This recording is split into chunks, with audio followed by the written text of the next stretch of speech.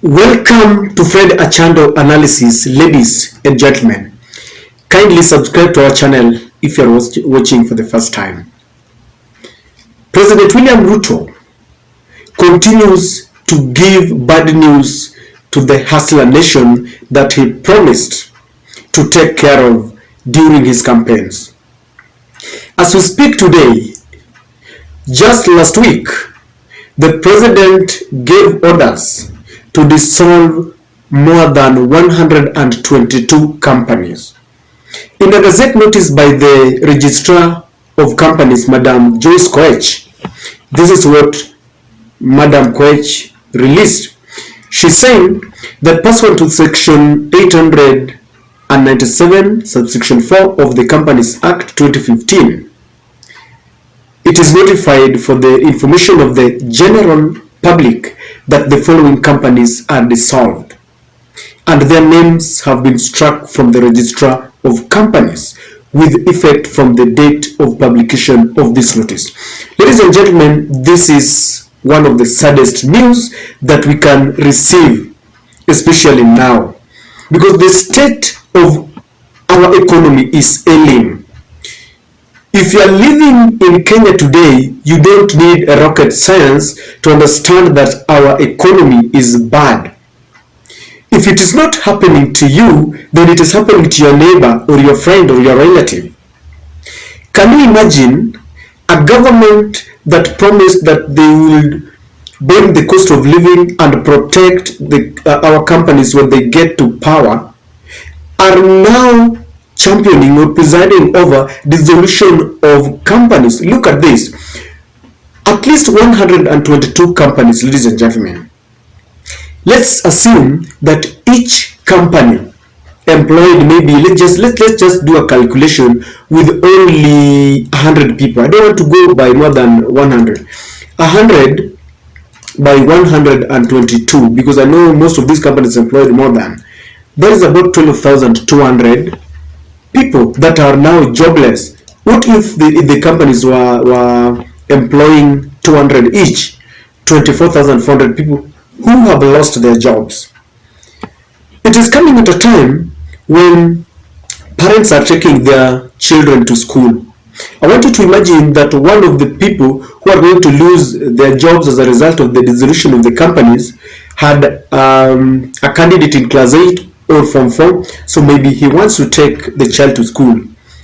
What do you think is happening to our economy? Does it mean that when our president was campaigning and was promising all these were just mere campaign gimmicks? One economist was saying that when we continue to lose jobs, it is even straining those who are working. Because let's say, for example, you are working and your brother is not working. It means that even the little that you earn, you will be helping those who are around you, those who don't have a way to put food on the table. And so if you hear such news that there are people who have lost their jobs, you should not be happy, because they will be straining you even more. But this government must be faulted, because instead of focusing on building our economy as they had said, they continue to play blame games. It is enough for us to understand that it is Uhuru who brought the economy down. But who is in power today? William Ruto and Rigathi Gachagua. They should focus. In fact, if you look at most of the friends of William Samoei Ruto, they are faulting him. At the height of the campaigns, they were focused on the bottom-up economy. And it seems, because we were looking to see what is really the bottom-up, they explained that they will try as much as they can to give money to the hustler to start businesses. To date, I no longer hear the talk of the hustler nation, because it seems to me that the only thing that William Ruto had programmed for the hustler nation was to give the hustler fund. By the way, did you receive this hustler fund? And if you did, is it helping you? Because I've talked to a majority of my friends that are telling me that their limit was between 500 to 1,000. And some of the Kenyans, if you listen to the feedback that they give, took this money and they bought food. They never started any businesses. So the only plan that William Ruto had for the Hustler Nation was to give the Hustler Fund, and that was it. The Hustler has been forgotten completely. If I'm lying, tell me the last time when you listened to William Ruto or Rigathi Gachagua or any other member of the Kenya Kwanza team talking about the Hustler. They always go to church. That is where I usually say church, because that is where they play their politics. In fact, siku hizi mimi nikitaka kusikia Rigathi Gachagua ama Ruto wanataka kusema nini, I'll only be waiting for Sundays on those podiums, the interdenominational press, and you will hear what they say. Of late, they continue to talk about the opposition leader Raila Odinga. They continue to say what they went through in the previous administration. They no longer talk about the Hustler Nation. So the Hustler is forgotten completely. And this is the reason why companies are closing down at a time when we need more jobs. In fact, there was a report that had indicated that the economy would grow by 6.2%. I'm wondering how our economy is going to grow when some of the companies are closing down. I don't know whether you understand where I'm coming from. If you don't understand it, that it means maybe you're the only a newcomer, you're new in Jerusalem. But the state of our economy is not good, ladies and gentlemen. Someone was telling me that it is not only the smaller companies, that there are several, especially those who are in the hotel industries, who have been given notices to work for only maybe 3 months, as it is scheduled in the constitution. They've been given notices to leave. Some of the companies, I think Hilton is leaving, if I'm not wrong.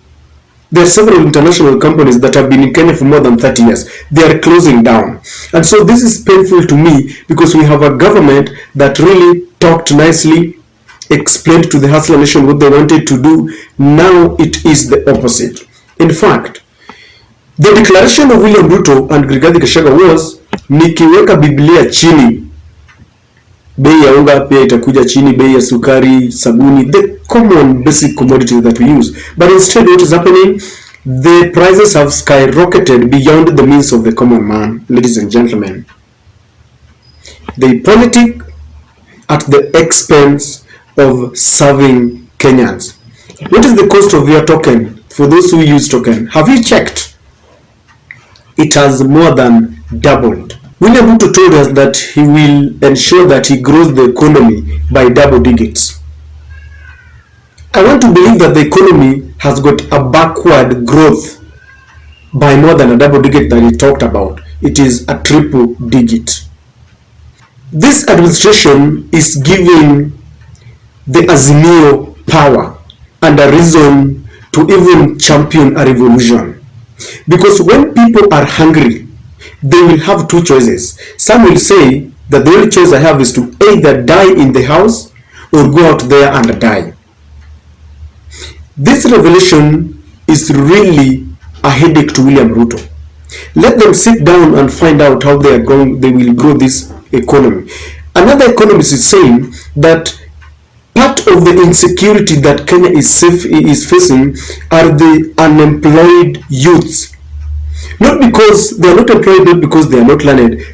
People have got certificates rotting in their houses.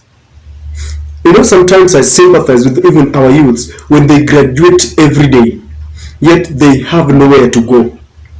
There is a lot of exuberance when they want to graduate, those in the journalism sector, and even recently you saw some of our journalists, very renowned journalists, leaving their places of work to begin their own private practice, and it is happening in every sector.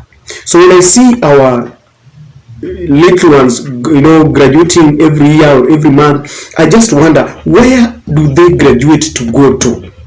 And part of the campaigns that William Ruto did was that when you graduate from school, they will already, made plans so that hautateseka nyumbani.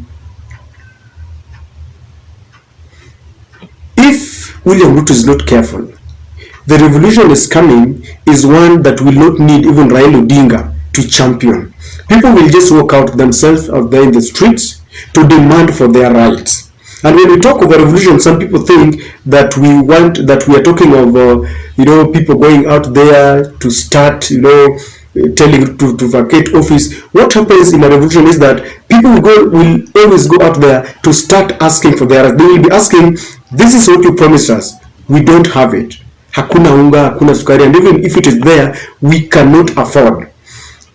The situation is aggravated by the mere fact that immediately after the corona pandemic, the former president Uhuru Kenyatta came with some measures to cushion the pain that the Kenyans were going through. And that's why there was a subsidy on school fees that has been removed, subsidies on electricity that has been removed, everything that was initiated by Uhuru to cushion that pain has been removed. Kazi kwa vijana, kila kitu. William Ruto once said that we have a shortage of fools in the country, and I want to agree with him. We don't have fools in the country. Every Kenyan is watching what is happening. We are calling upon this government to sit down and ensure that they try to put things down to implement all that they promise to Kenyans. Where is the Kenya Kwanza chief economic strategist? What is he doing? I believe is the chief economic advisor to the Kenya Kwanza team. What is he doing? Because it seems that their economic model was only geared towards subsidizing fertilizer, and that is all they have done. They are saying that they cannot continue to subsidize consumption because it is not sustainable. So they want to subsidize fertilizer. But not everyone is a farmer. Take for example someone who has lost a job now and is not a farmer. Of what value is it to him or her if you subsidize fertilizer? How does it help him? We understand that subsidizing fertilizer will go a long way to help a farmer who will bring down the cost of production, and maybe they can now pass that to the consumer who will buy maybe maize at a cheaper price. But that is not the only focus. The cost of living encompasses a very broad area. It is not just food alone. If I can buy unga at a cheap price, does it mean that it will help me now take my child to school? Is it the only thing? For those who don't have their own houses and are paying rent, does it mean that when you buy unga at a subsidized fee or at a fee that is low, then it will help you pay your rent? People need jobs. We need an environment where people can begin their own businesses and it grows. And at this rate, if we are not careful, more investors are going to fly out, and this will mean even more bad news to the hustler nation. And the hustler nation here, I mean everyone who lives beyond the poverty level.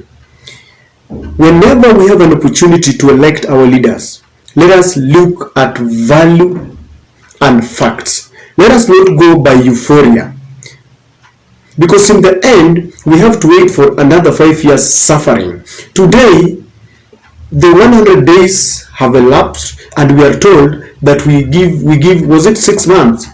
Even if we give 6 months or 5 or another 1 year, there will be another excuse. Ladies and gentlemen, we don't need excuses for this government.